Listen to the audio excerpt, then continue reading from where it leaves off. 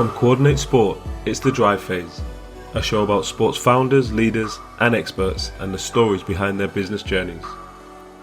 Our guest on this episode is Jim Donnelly, Joint Chief Executive of Active Communities Network.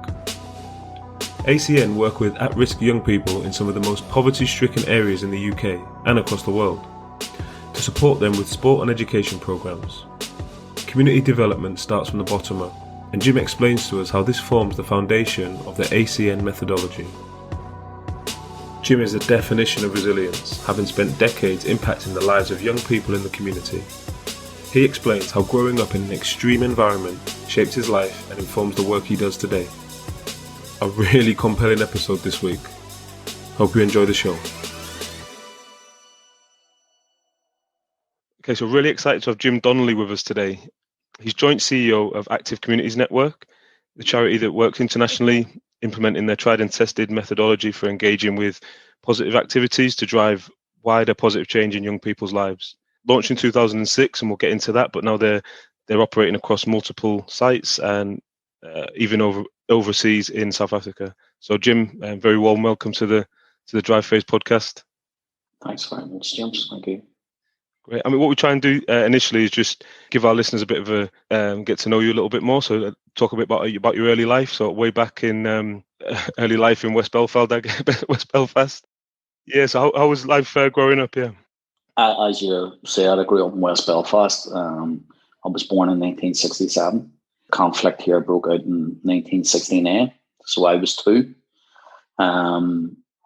So the only way I can really describe it is I saw someone had put a fella I know had put a photograph on Instagram, and it was 2 kids standing beside a burnt out bus and derelict buildings, and it was years ago in the 70s, and it said, you know, we waited on our next British Army foot patrol while yous are trying to connect the Wi-Fi.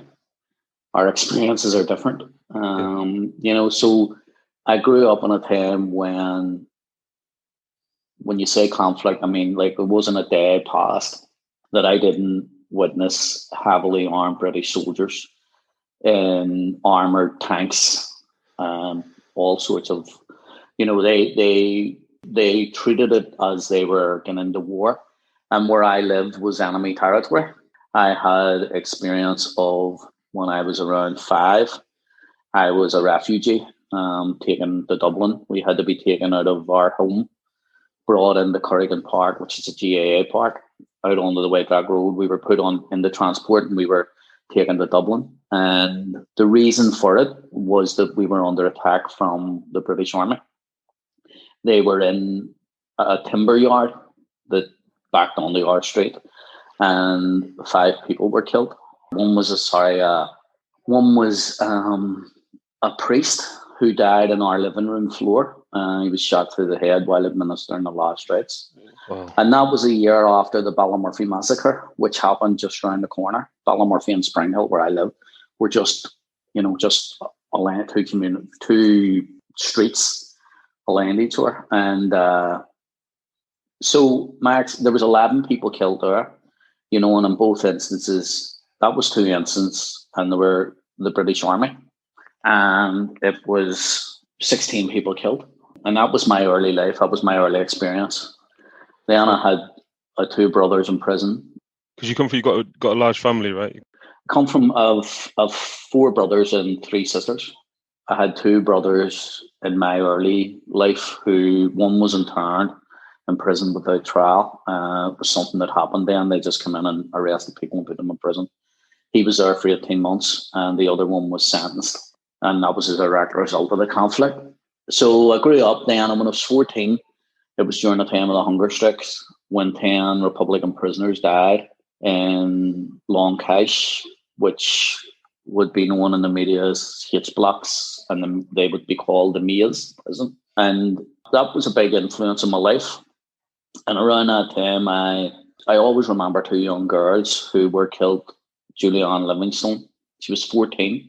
And she was shot dead with a plastic bullet by the police. She lived in West Belfast. And then you had Carol Ann Kelly, who was 12, and shot dead by a plastic bullet as well. And then you had a young man, a young lad, about 15, I think he was. He was sitting on his wall over in his garden wall over in Ardoyne. Danny Barrett, you called him, and he was shot dead by the British Army.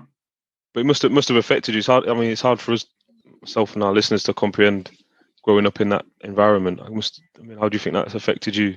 Did you feel like it was obviously affecting you at the time? I guess you were a kid growing up? No, I didn't, to be honest, at the time. And I grew up at a time when, there was no safe space. My father was a violent alcoholic. But then you have to look at him. He was born into a state which was only formed in 1929. He was born.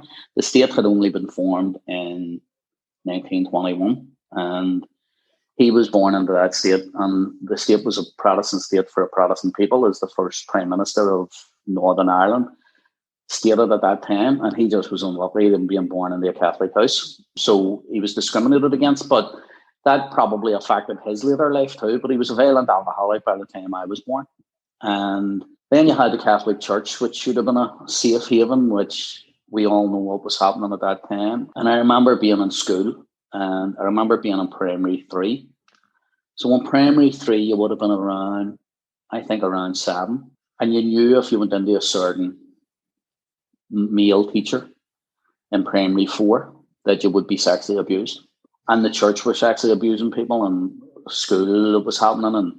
And then you were coming home, and on your way home, there was gun battles and bombings. And so you never really had a safe space. Is there anything you can remember, maybe like being at school? Was that an outlet for you, or how was that? Maybe even sport as well as it? Yeah, no. Well, when I was growing up at an early age, I had asthma, so I didn't really get into sport at an early age, and I didn't really know the benefits of sport, because when other kids were starting to play football and starting to do things and starting run about, and I was limping alongside with a caliper on my leg and a platform boot on the other foot, so I couldn't do anything like that. So I didn't understand the benefits of sport, but I did. There was no real youth provision in where I lived. So me, with a bunch of friends, we went to a local community centre and asked the committee, could we start activities for ourselves? So we set up a youth committee. I became the chair. Oh, wow. So just off your own back, you just with a group of mates decided to start the youth club. Oh, wow. And then when I was 18, I done my stage 1 in youth and community work. And that was the first qualification. I left school at 16. I was 16 in May, and I left school in May. So the first qualification I got was a stage 1 in youth and community work. So I then was arrested and went to prison, 22. And when I went into prison, you came under pressure from your mates on the wing to go and play football. And I couldn't play football. So I started playing football, and I was smoking at the time. And I remember nearly throwing up at the side of the pitch, nearly collapsing. And so through time, I started training. There was one guy in particular who was a boxing coach who I was in jail with, who I would have trained with, started doing, and you got your physical fitness up. But you started to get a buzz. You started to feel like, it was an outlet for you. It was something in prison where you could, you were maybe playing a match in the afternoon, but you'd done 25 circuits in a wee small multi-gym like that morning. And then you were out walking in the evening, and when I went into prison, it was in 1990. So the prison administration had pretty much control of everything. And by the time I was released, we would have had political status all but a name, what the hunger strikers died for in 1981 when I was only 14.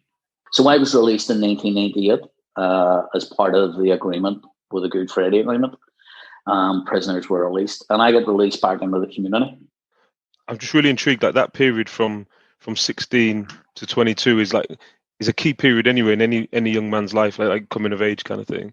I don't get obviously. It looks like obviously you're going from doing community, setting up the youth club to going to prison. Is that a big, obviously for looking at it from the outside, that's quite a big jump. But for yourself in that environment, kind of what were the kind of things that led to that? Well, you have to understand from my perspective why I went to prison, and everybody has their own perspective on that. Yeah, I lived in a community which I outlined to you was at the outset of the conflict was attacked by the British Army. on a number of occasions. People were killed. I grew up witnessing people being beaten and harassed and all of that stuff. And when you have, this is the thing you see, you have to put it into perspective, and you have to look at the young men who were coming from Britain, who maybe had no other outlet or couldn't get a job and ended up in the British Army. And they were coming over, and they were, young men my age at that time, and they were full of hyped up, being told that they were going into an enemy community, which in fact the war, the IRA were quite adapted at guerrilla campaign, and quite successful as guerrilla warfare. So they were going into an enemy community, but that enemy community happened to be where I lived. It was my community. It was where my family lived, my friends, my relatives. I wanted to have a better experience in community. And my mother was a big influence in my life. And she always was about, she used to say, a given hand never once. So if you're giving back, you'll always give back. Yeah. So you wanted to make your community a better way. And I was involved in the youth club. I was part of setting that up. Then I done my stage one, and you came to a decision where the only way that I felt that was left open to me was to make my community better, was to take an active part in the conflict. I felt that the only avenue left open to me was violence. Now, I went to prison at 22. I'm 53. I want to make sure that no young person feels that the only avenue left open to them is to take up violence, because, as I said there, it could have been some young working class guy from London, inner city, Southwark, Lambeth, all the places that I know now, where I have friends and work colleagues, and I work, and and I have nothing but the utmost respect for them and what they have had to endure over the years, and if you go into Britain, you can see, you see people now wearing the t-shirts, blacks, more Irish, more dogs, and when it was no Irish, no blacks, no dogs, so people, I think that we all understand, and the thing for me is around inequality. There's parts of Belfast that were affluent parts of Belfast and weren't touched by the conflict. Just the way there's parts of London, inner city London, that aren't touched by knife crime, because they're more affluent parts. They're not, there's no gangs in them. The postcodes are different. So I felt at that time that the only avenue left open to me was to fight back. Yeah, so it's like extreme frustration, right, at that period. Yeah. And I didn't see any other option if I wanted to make my community better, safer. At that time, you wanted to drive the British Army out of your community. And that's how I felt as a young man. So when you've gone in, obviously you've gone into prison with, at that stage, 22, you, in the mindset we're talking about, that frustration and kind of, I guess, almost desperation, the one thing you could turn to, and then you've come out the other end. What was your kind of mindset? Was you 31? How old were you when you came out? 30? It's 31. Yeah, so 31. What was your mindset when you were leaving prison then? Like, on, obviously, a long time. So is that obviously changed? Well, I would like to say that my mindset was the same as Nelson Mandela's when he left prison. I would like to say that I had moved on politically, which I had. But I was still angry. And 31, as I said, I was 2 when the conflict broke out. So at 31, it was my first experience. Getting out of prison and walking down the street was the first time that I didn't see heavily armed British soldiers on my street. So I went through a whole politicization while in prison. The thing on our wings, Republican wings, was all around education. And not formal education as such, but, there was a whole drive around people were coming out with degrees. I didn't. But what I did do, I read up on other other struggles internationally. I read up on a lot of stuff around, inequality. And Nelson Mandela, he was released when I went into prison. The Berlin Wall came down when I went into prison. So the world was changing pretty much like the world is now. And peace talks had started secretly with the IRA and the British government behind the scenes. So there was lots of things changing at that time. So I was still angry, but didn't know why I was angry. And did you think that comes from like because you say childhood trauma, like you carry it with you, don't you? So I mean, if you said you're in that period from 2 years old, it must have affected. Obviously, a lot of time to reflect, but it must still be affecting. I don't know if it affects you to this day, but it must just have. But you were in that. You were in that from, and this is something that is being explored at the minute. As I said, my dad was a violent alcoholic, and my mother was pregnant. So I was in an atmosphere from day one where, where she felt fear and trauma and all of them things while she carried us as kids. And then you come out and you're in that environment, and then I hate the smell of vinegar. I despise the smell of vinegar. If I go into a chip shop and they put vinegar on my chips, I couldn't eat them. So it's like a trigger, is it? Yeah. And the reason is because the British Army used to come into our community. I had asthma, and they used to fire CS gas into the community. So I used to get big vinegar cloths dipped in vinegar and put over my face because I had a bad chest. And I don't know whether that helped me or not. All I know is that it made me hate vinegar. I don't think there was many inhalers knocking about then for your asthma. You just had to suck it up and deal with it, But that's the type of thing, you picture now, and you can look around conflicts, in the world. You can look at different things that's happening across the world, and you can see what our childhood was like. You can look at Syria or Palestine or, different degrees, but them kids are living in massive trauma, and in Palestine, they're locked up. They're, they don't have any control over their lives. So you can experience, I can relate to that. I can relate to apartheid in South Africa. And I can understand why people feel that the only option they have is violence. But I have to clarify, I have to quantify it. I think that what we have to do is we have to try and create a society where people don't feel like that. Yeah, so they've got options, right? Yeah, they're not stuck. I mean, so when you've come out there with that, after reflecting so long, I know you got into volunteering, or was that straight away? Like as soon as you come out, obviously it's a different environment you come out into, but was it your own volunteering programs, or did you connect with other organizations straight away? Well, when I get out of prison and you got back involved in the local community, and like an example would be Bobby Sands, who died on hunger strike. He was the first person. He was a member of Parliament for Mana and South Tyrone. He died on hunger strike after 65 days in the 5th of May 1981. But when he'd been out of prison for a couple of years, he was in prison and then he got out and then he was back in, and that's when he went on the hunger strike. But what he done was he got involved in setting up residents associations. And he also, where he lived, it was a new estate because they had been burnt out of their homes at the outset of the conflict. So he got involved in, and he got the black taxis in Belfast.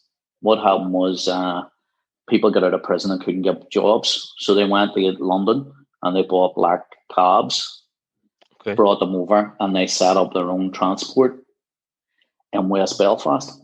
So you had an association which set up their own transport. So Bobby Sands was able to get transport because their estate was on the outskirts of West Belfast.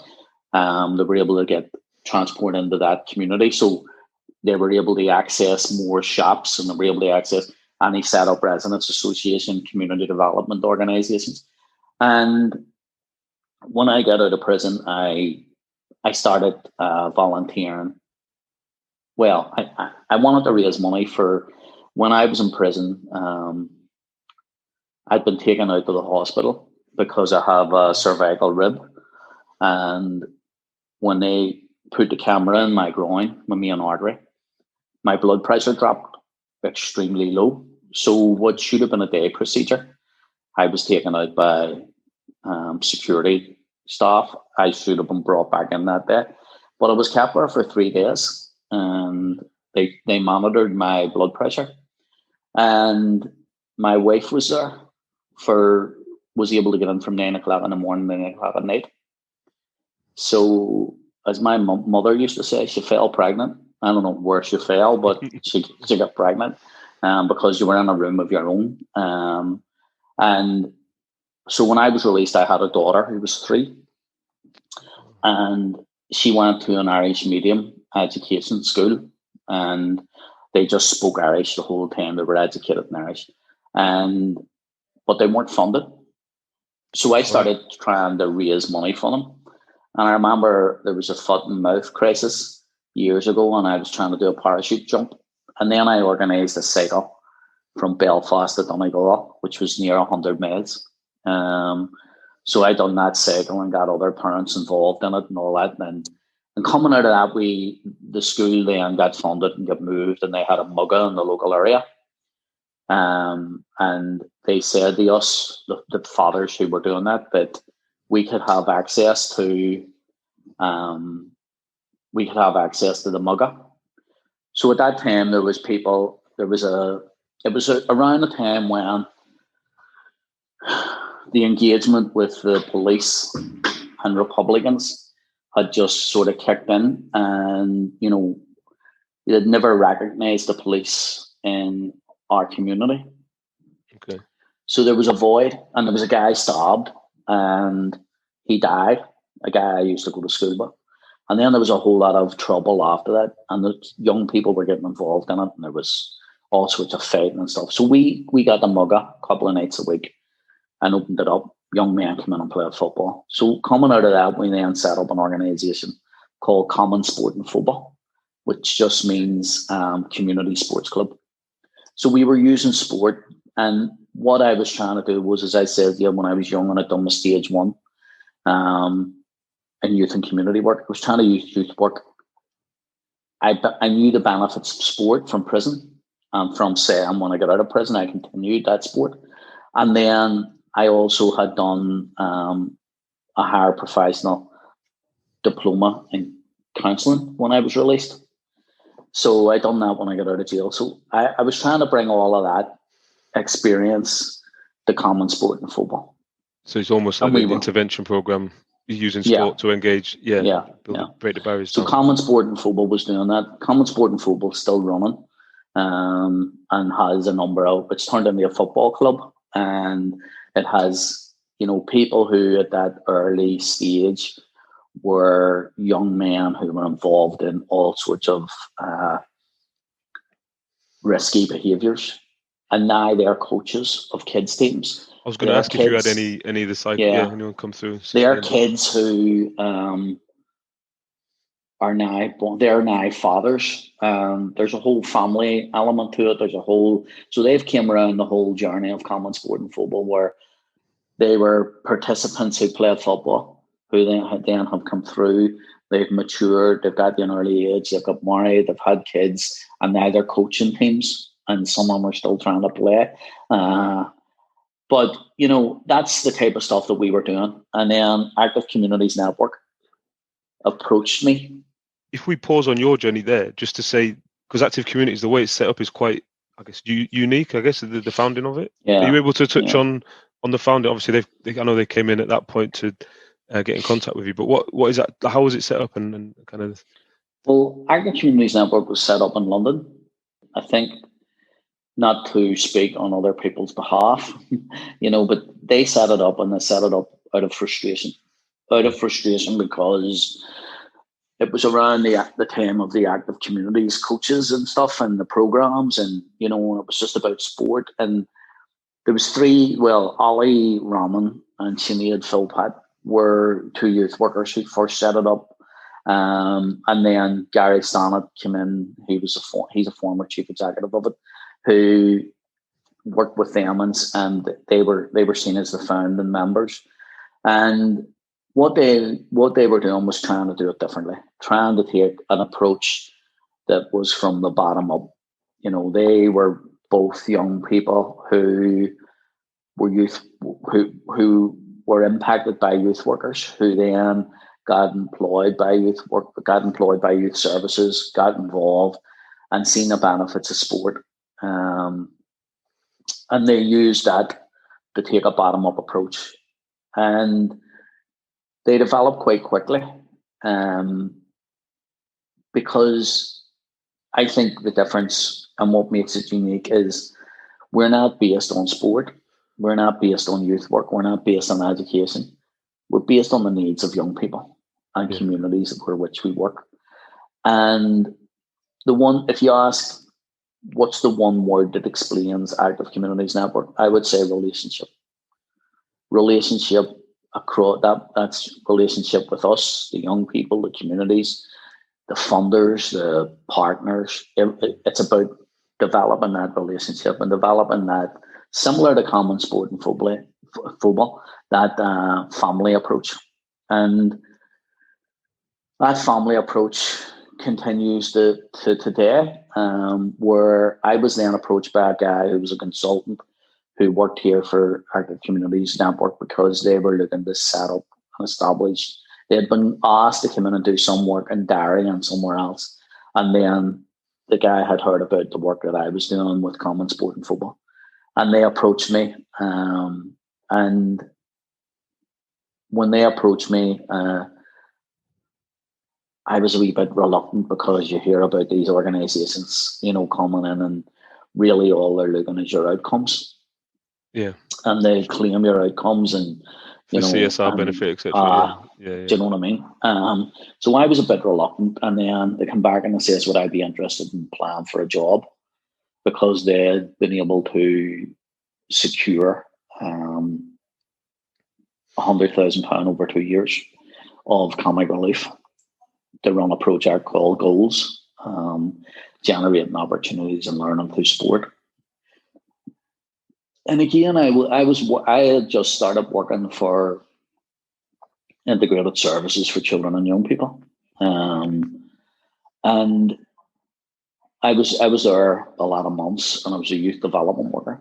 So I didn't know what I should do, but I ended up, I says, okay, I applied, and I was successful. And I ran that project mainly in Ballymurphy, my community, and I worked with something in the region 27 to 30 young people. But to go back to the founding of the organisation, it was similar to what we had done in Belfast. It was out of frustration, lack of cohesion, red tape, all of the things that, knowing them as I do, it was out of a passion. They set that up for their communities, for the young people, and trying to make a difference. And if you had Ali, who is the other joint chief executive, we're quite similar in a lot of ways. Only he didn't go to jail. I think he was lucky, to be honest. But if you look at it that way, Ali was a project coordinator also. In Active Communities Network, I was a project coordinator. And I think in a way we're unique in that way, because we've come through the organisation and done every role, single role that there is to do. And now we're jointly working as chief executive, to run the organisation. You're working out, obviously you've got London and Belfast. What other locations are you in at the moment? We work in Portsmouth, Hampshire, and we work in Manchester. We have projects up and running, and we also partner in projects in Hull. We're like a lead organisation and partners in Hull, and a number of other places, which I've visited all of them, and just now they're going blank. No, because I was interested in South Africa. I know you got projects running out there. Yeah, well, we have it's a sister organisation that we have out there. I've been out to Cape Town, and worked with Laureus in Cape Town with them, and it's quite similar in a lot of ways, but it would be more around training and capacity building and stuff like that we would do, with partner organisations in Cape Town. Cool. So in terms of your, I guess going back to your journey internally with ACN, you started out on the goals project, and then how did that grow from there? Is it a case of needing to find the funding? 'Cause I'm always curious about how things are funded, right? So you've got that two years worth of funding. Is it a case of you having to then, you're always looking over your shoulder trying to get the program funded, or does it get a bit more sustainable than that? Well, we have been lucky, but I think we have been lucky because of how we work. The Urban Stars project, part of Glorious Sport for Good Foundation, and Active Communities Network as a strategic partner of theirs. We ran the Urban Stars project in 6 cities, London, number of other cities, Birmingham, and Belfast. Just can't remember them all again off my head. I'm starting to worry about my age. But when that project was coming to an end, Laurea's done a visit to launch their Urban Stars project, and Sean Fitzpatrick, who's the chairman of Laureus, but also a former All Blacks captain, World Cup winning captain with New Zealand, he came and visited our project. And to be fair, his influence was something that highlighted and we were able to use, because you don't really have people of that standing in sport coming to Belfast that often, or coming to the north of Ireland that often. Yeah. So we were able to use that. We were able to go and meet with government. We were able to go on, but at the same time, the University of Ulster had just carried out and completed an impact report on our work in the Goals project, and it was, I have to say, it's on our website, and it was quite a good representation of our work and the outcomes that we'd reached, and how we had benefited young people that we'd work with. We have a high rate of suicide. We've the highest rate in the UK, probably the highest rate in parts of Europe.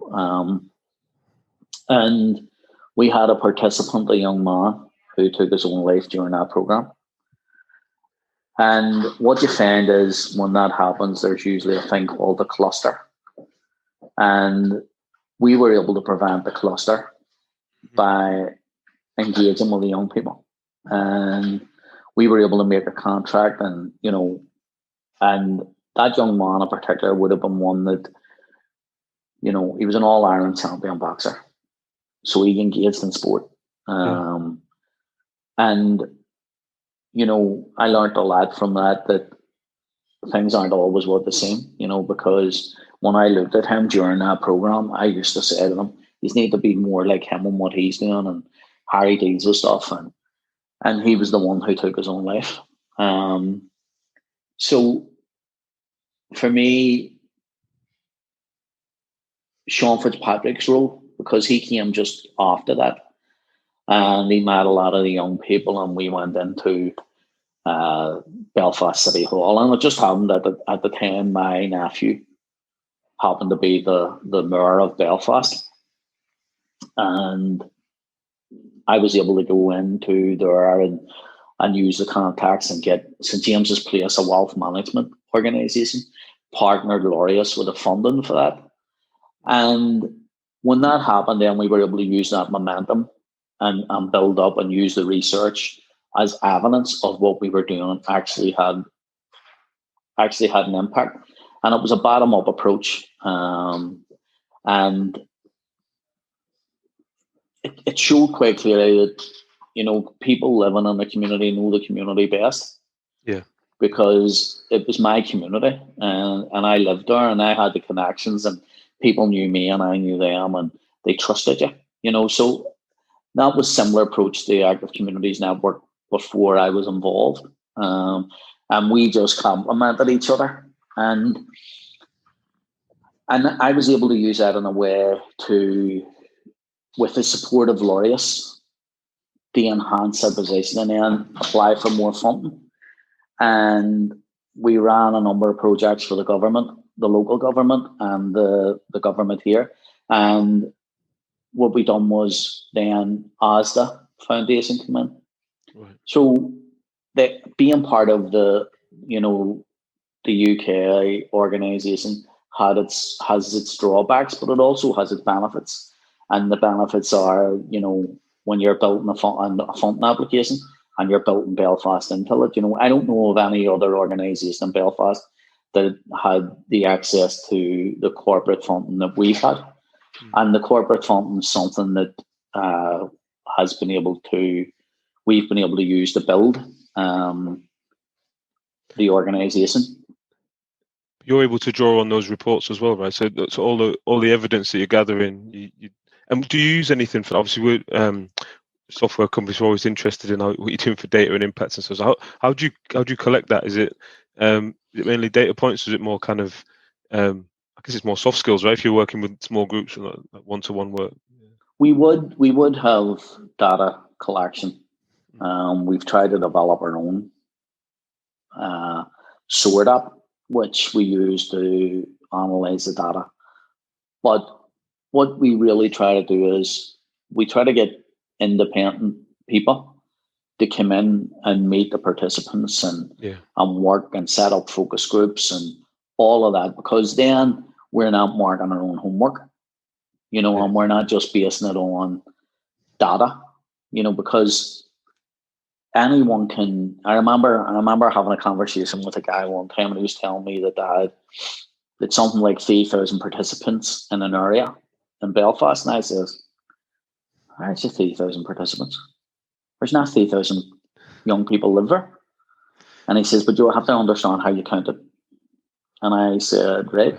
And he was like, "We have this. They brought this thing on site, and when they had it on site, say in a school in the morning, that it counted a kid getting onto it and getting off it when they were going for their lunch. And then when they come back and got on it again and got off it, so that one became 4. So that's how they counted it." And I was going, "But it's so what we try to do. So what we wouldn't depend on ourselves collecting data as evidence. What we do is we try to bring in independent universities and we've had quite a lot of university. We've Liverpool and Gloucester and Ulster and a number of others. We've Leeds doing a piece at the minute. So then they come in, they meet the young people, they see firsthand what's being done, and it's real hard evidence where it's not me sitting and saying, "Well, we worked with X amount of young people at this time, and we worked there, and we have." It's the young people themselves. It's also the community, and it's also parents that we would have access to, that we would introduce the researcher to, and then they collate all the information independently. And I think at the minute we've something like 9 to 11 pieces of university independent research. I says independent university instead of independent research. So that's been something that we've been able to use to open up conversations. Yeah. But I think when it really gets down to it, it's about the relationship. It's about if people get the work that you do, they meet you, and you develop a relationship with them, and you try to focus in on the good that can be achieved by sport. But sport on its own can't achieve it. It's like there has to be that relationship developed. So with all those, like obviously all the work you do at the moment, I know there's loads of recognition and achievements. Obviously, I know working with laureates and awards and things like that. What's the future look like for the network? Let's say 5-10 years out. What's your kind of I guess the goal or what you're working towards?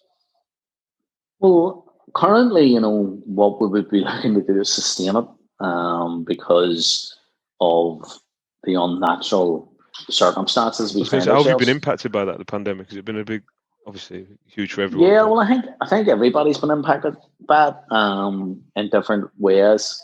I think what we done at the start, to be honest, James, we took a step back, and we didn't want to get into, because a lot of the young people that we work with, um, there's digital poverty. You yeah, know, there's a lot of young people that we work with who are hungry, you know, in communities of high deprivation. So, and the other thing too is there would be different generations all living in the one home. So with digital poverty, hunger, and all of the things that comes along with it, the last thing we wanted to do was try and be Joe Wicks. We didn't want to start trying to bounce into somebody's living room virtually. We wanted to try and look at what the needs were, and we again talked to young people. We tried to, get an accurate assessment of where all that was, because, I remember doing one of the videos where we were throwing a ball or kicking a toilet roll, and I was going, "What are we doing? Is this having an impact?" And I was going, "Well, we need to look at what we can really achieve and how we can be there for." And when you take all of that, having the experience that we've had, from day one, we knew that this was going to impact on people's mental health. So again, relationships kicked in. We started to do ring rounds. We started to do check-ins, calling people, making sure that making sure that they had the support that they needed. And, while everyone, there was lots of resources available to get food in the homes and stuff like that, but there wasn't really much available around, I actually, communication and stuff. yeah. And I remember having a conversation with a counsellor in Belfast, and he was telling me that there was a hostel for young mothers who were in the hostel, and they were trying to Jealous. they were trying to get them access to the internet, because not only could they not access stuff on the internet, if you have a pay-per-view or pay as you go phone, you only have a certain amount of data. Once that data is gone, it's gone. And the hostel that they were in didn't have Wi-Fi. So when your data was gone, and if you have a couple of kids and you're in a hostel and you have money, you have a tenner maybe left, and it's get a top up for your phone or feed your kids. You're going to feed your kids every time. Yeah. But if you don't top up your phone and you don't have Wi-Fi and you're in lockdown, how do you get your universal credit? Because it's all done online. I didn't even think about that. I was thinking isolation, but yeah, that. Do you know what I mean? So how do you get your universal credit to feed your kids the next time? And that's young parents who would still be on our catchment as young people we would work with. So that was the type of conversations and support that we were trying to ensure that was there. Because if it's between, keeping a toilet roll up, and I'm not minimizing that, but I know what you're saying. Yeah, it was like keep the spirits up and stuff for the videos and all that. But yeah, the real impact is we had to ensure that the real stuff was being done too. I remember during the first lockdown, we had a young woman here who was part of our program, who died from an overdose. And at the time, the talk was that couldn't get drugs. So just took whatever she could get, whatever was available. And she died as a result of that, So all of that stuff has changed the way we view things and changed the way we try to approach things. And a lot of the stuff that we would have done in the past around groups and training and all of that, a lot of it's now individual. So some of our coordinators could spend the day just on the phone to young people, trying to ensure that they have what they need to get through that day. And, you know, if you're working with young people who are high risk, it is about getting through the day in a lot Yeah. of cases, So for us, what we want to try and ensure is that we're sustainable and we're still here in 5 years, because at the minute, no one really knows, what security there is for the future. Funders might come along and say, well, we don't think we should fund sports-based programs because we could, for the next 2 years, we're not going to be able to play team sports. That could be something that could be said. So then all of the organizations like ourselves and wouldn't exist anymore. So it's about sustaining what we're doing, and I'm making sure that it's impactful, making sure, because I know that before Ollie was in paid employment and before I was in paid employment, we were volunteering in our communities. Yeah. And that goes right through our organisation. I was going to say it's definitely impactful. That's the thing. And then in terms of funding, I'm sure you won't have any touch wood, any issues with that, just in terms of. No, and I don't think we will either. But that's the reality for organisations out there at the minute, and that's what you're trying to deal with when you're running an organisation. You're trying to, always cash flow, think cash is outside king, the box, exactly, and all that. Jim, like, conscious of time, man, I could talk to you all day, mate. I've got a few questions, a bit of a different angle. Just listen to your talk. I mean, I don't know how you deal with the just the grief, right? You mentioned so many people have lost their lives, obviously. I mean, before and even being an active network. How do you deal with that on it's a little bit often my normal question, but how do you yeah, I mean, I'm just curious about how you deal with that, and I guess support your project coordinators as well, because they're getting they're seeing that as well, right? We have in place, we would, as I says, I'm the mental health champion for Active Communities Network. We have a mental health champion. We want to ensure that we give people the support. Some of the things that we've done in the past, we took our staff on staff days where they do therapies, and we just have a bit of crack. And I have to explain crack. I don't know, crack's Irish for fun. And we hope the relationship, but we would also ensure that there's support around the individual staff members. And my way of dealing with things probably dates back to when before I went into jail and when I was in jail.